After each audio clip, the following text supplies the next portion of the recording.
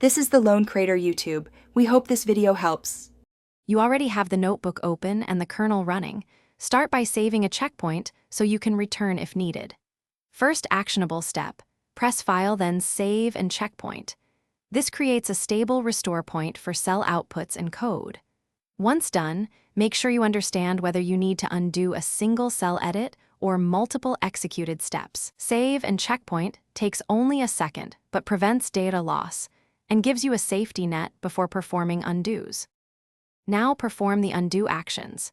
If you removed a cell, press Z in command mode to restore it immediately. This is the fastest recovery.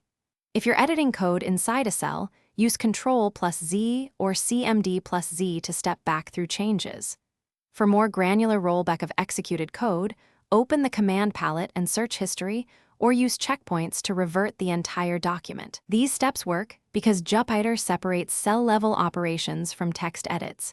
So choose the correct undo. Finish by reverting to a checkpoint if simple undos don't fix the issue. File, then revert to checkpoint restores the notebook state at that save. Once reverted, restart the kernel and run cells to rebuild output so everything matches code. If problems persist, export or download the IPN first as a backup before making additional edits.